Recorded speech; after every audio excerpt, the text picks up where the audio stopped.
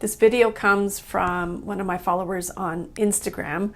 I had suggested that one of the ways that I support my grief best is through using my intuition. And the follower had asked me to elaborate on this, so here we are. If you've been intuition curious about using your intuition in your grief, this is the video for you.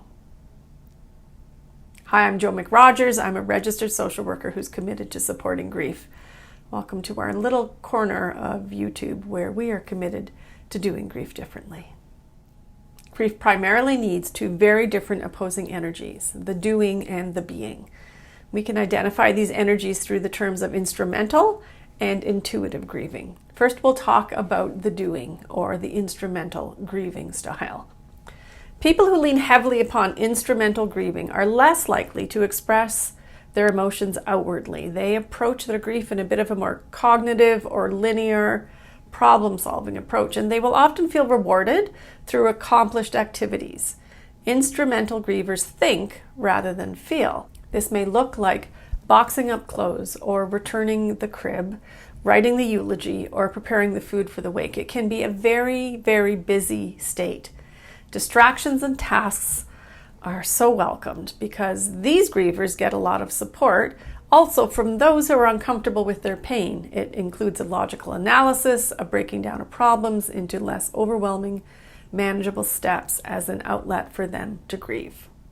I'll link to the video that I made that talks about this storm stage in someone's grief.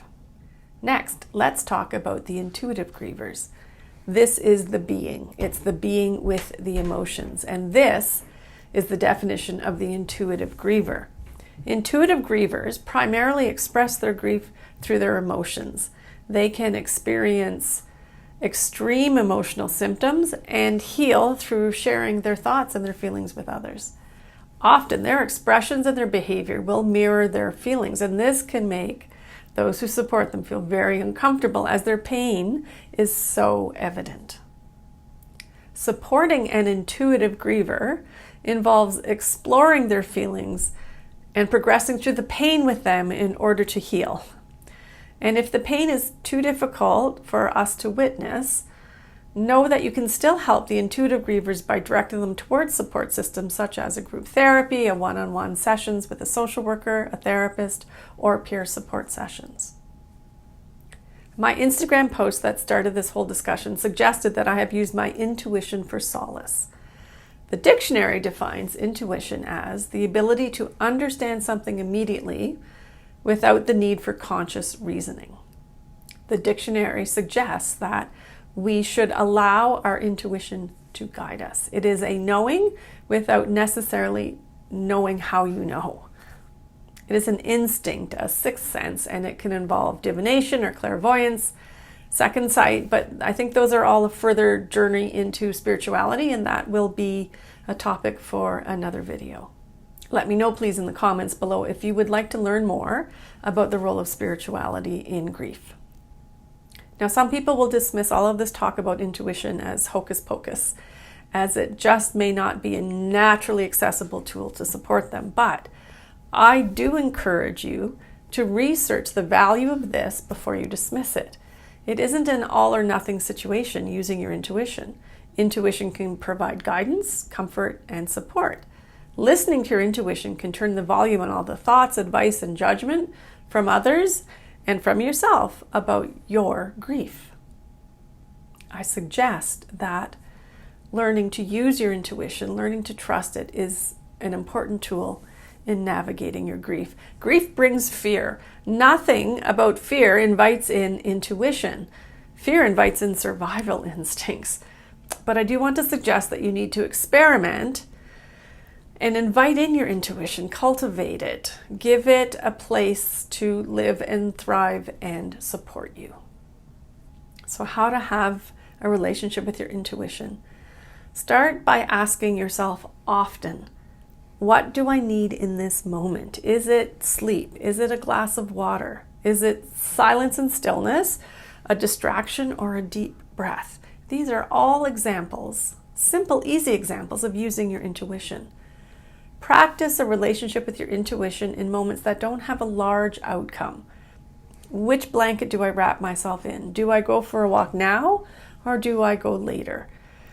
Inviting in this practice will support you in making important decisions later on, such as, do we have a funeral or a celebration of life? Do we do a burial or a cremation? What do I include on the headstone? Who speaks the eulogy? It'll help guide you to opening the Bible to a random page that is intuition-led to see what message awaits you. See what wisdom awaits you through your intuition. Grief brings many unanswered questions, and I encourage you to use your intuition to seek answers to the questions that remain unanswered. Checking in with your intuition can serve also as a place to seek some sense of control. It can bring meaning into the loss. Intuition can serve as an internal support system. Intuition can play a large role in the important act of honoring the loved one who has died. How you remain connected to your loved one is an indicator of your grief health. It's reflected in the continuing bonds theory that I made another video about, which I will link to at the end of this video. Tapping into your intuition can give you a sense of something larger than yourself, which is so important when you feel like your world is this big. Your intuition can serve to remind you that you aren't only in survival mode and that you aren't totally alone. Your intuition will always have your best interest at heart. Please utilize this as a tool to support you in your grief. I believe that we are wise living organisms and that our intuition is designed to support us. The head and the heart both play a role in grief, and naturally we have a default style. But I want to suggest today that what might serve us best is a blend between the intuitive grieving and the instrumental grieving, because sometimes we need to get stuff done and sometimes we need to be with our stuff. If you have found tapping into your intuition has been helpful, then please leave us a description or some comments below so that you can inspire others who are struggling with this question.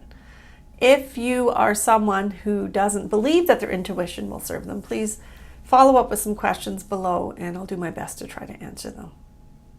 As you seek using your intuition as a tool to support you in your grief, I send you kind thoughts, kind words, and a kind heart. Thank you. I'll see you again.